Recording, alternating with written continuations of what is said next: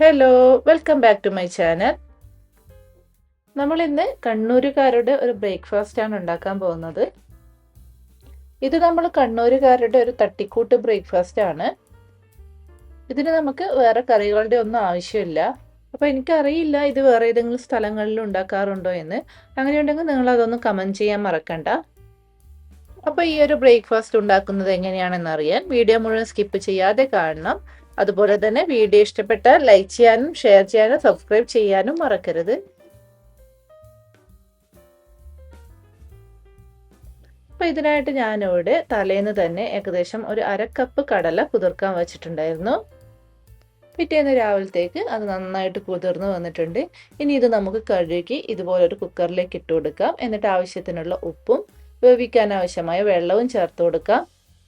എന്നിട്ട് ഇത് നമുക്ക് അടച്ചു വെച്ച് ഹൈ ഫ്ലെയിമിൽ ഒരു വിസിലും ലോ ഫ്ലെയിമിൽ ഒരു വിസിലും അടിച്ചാൽ മതി.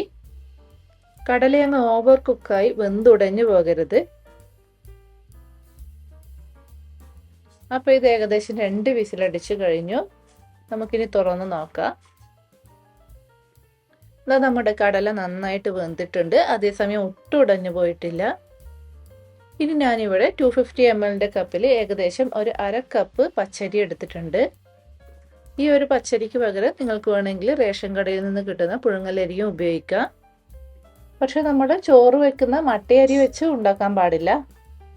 അരി ഞാനിവിടെ കഴുകി എടുത്തിട്ടുണ്ട്. ഇനി നമുക്ക് ഈ അരി ഒന്ന് വേവിച്ചെടുക്കണം. അതിനായിട്ട് നമ്മൾ കടല വേവിച്ച അതേ കുക്കറിലോട്ട് നമുക്ക് ഈ അരി ചേർത്ത് കൊടുക്കാം. നമ്മൾ കടലയുടെ കൂടെ തന്നെയാണ് ഇത് ഇട്ട് കൊടുക്കുന്നത്. ആ വെള്ളമൊന്നും ഊറ്റിക്കളയുന്നില്ല.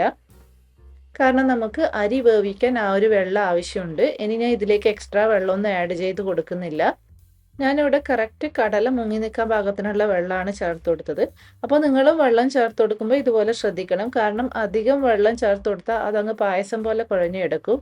ഇനി നിങ്ങൾ ഇതൊന്ന് മിക്സ് ചെയ്ത് കൊടുത്തതിന് ശേഷം ഉപ്പ് നോക്കി ഉപ്പ് കുറവുണ്ടെങ്കിൽ ചേർത്ത് കൊടുക്കാവുന്നതാണ്.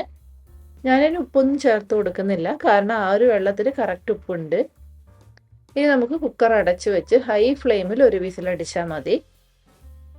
പച്ചരി ആയതുകൊണ്ട് തന്നെ പെട്ടെന്ന് വെന്ത് കിട്ടും. അപ്പോൾ ഈ വേവിക്കാൻ എടുക്കുന്ന ടൈം നിങ്ങൾ എടുക്കുന്ന അരിക്കും കടലക്കൊക്കെ അനുസരിച്ചിട്ട് വ്യത്യാസം ഉണ്ടാകും. അതുപോലെ തന്നെ നമ്മളിപ്പോൾ ചെയ്തതുപോലെ ആദ്യം കടല വേവിച്ചെടുത്ത് അതിനുശേഷം അരി കൂടി ചേർത്തിട്ടിട്ട് വേണം വേവിക്കാൻ. അല്ലാതെ കടലയും അരിയും ഒരുമിച്ചെടുത്ത് അങ്ങ് കുക്കറിലിട്ട് വേവിച്ചാൽ കടലയ്ക്ക് വേവിക്കാൻ എടുക്കുന്ന ടൈം കൂടുതലാണ്. അപ്പോൾ കടല വെന്ത് കിട്ടുമ്പോഴേക്കും നമ്മുടെ അരി അങ്ങ് ഉടഞ്ഞു പോയിട്ടുണ്ടാകും. അപ്പോൾ ഇത് നമ്മൾ ഒരു വിസിലടിച്ച് പ്രഷറൊക്കെ പോയതിന് ശേഷം കുക്കർ തുറന്ന് നോക്കിയിട്ടുണ്ട്. നിങ്ങൾക്കിപ്പോൾ കാണാം ഒട്ടും തന്നെ വെള്ളമില്ല. ഒട്ടും കുഴഞ്ഞു കിടക്കാത്ത രീതിയിൽ നമുക്കിത് ഉണ്ടാക്കിയെടുക്കാൻ പറ്റിയിട്ടുണ്ട്. ഇനി നമുക്കിത് മാറ്റി വയ്ക്കാം. ഇനി നമ്മൾ ഇതുപോലൊരു ചീനച്ചട്ടി അടുപ്പത്ത് വെച്ച് ചൂടാക്കുമ്പോൾ അതിലേക്ക് 2 ടേബിൾ സ്പൂൺ വെളിച്ചെണ്ണ ഒഴിച്ചു കൊടുത്തിട്ടുണ്ട്. എണ്ണ ചൂടാക്കുമ്പോൾ ഒരു 1/2 കഷ്ണം സവാള ഇതുപോലെ ചെറുതായി എണ്ണയിൽ ചേർത്ത് കൊടുത്തിട്ടുണ്ട്. കൂടെ തന്നെ 2 വറ്റൽമുളകും കുറച്ച് കറിവേപ്പിലയും ചേർത്ത് കൊടുത്തിട്ടുണ്ട്. ഇനി നമുക്ക് ഇതെല്ലാം കൂടി ഒന്ന് ചൂടാക്കിയെടുക്കാം. അപ്പോൾ ഇത് നമ്മുടെ സവാളയൊക്കെ ഏകദേശം ഒന്ന് വാടി തുടങ്ങിയിട്ടുണ്ട്. ഇനി നമുക്ക് ഇതിലേക്ക് നമ്മൾ വേവിച്ച് വെച്ചിരിക്കുന്ന അരിയും കടലയും ചേർത്ത് കൊടുക്കാം. കൂടെ ഒരു 1/2 കപ്പ് തേങ്ങ ചിരകിയത് കൂടി ചേർത്ത് കൊടുക്കുന്നുണ്ട്. എന്നിട്ട് എല്ലാം കൂടി ഒന്ന് മിക്സ് ചെയ്ത് കൊടുക്കാം.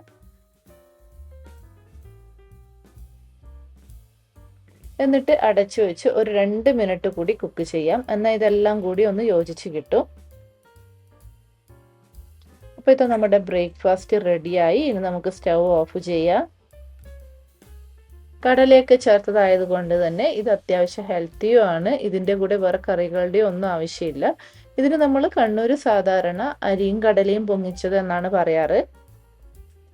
ഇത് നമുക്ക് ബ്രേക്ക്ഫാസ്റ്റ് ആയിട്ട് മാത്രമല്ല വേണമെങ്കിൽ ലഞ്ചായിട്ടും ഡിന്നറായിട്ടും ഒക്കെ കഴിക്കാം. അപ്പോൾ നിങ്ങളെല്ലാവരും ഈ ഒരു റെസിപ്പി ഉണ്ടാക്കി നോക്കണം. എന്നിട്ട് അഭിപ്രായങ്ങൾ കമൻറ്റ് ചെയ്ത് അറിയിക്കണം. വീണ്ടും പുതിയ റെസിപ്പിയുമായി അടുത്ത വീഡിയോയിൽ കാണാം. അതുവരേക്കും ബൈ ബൈ.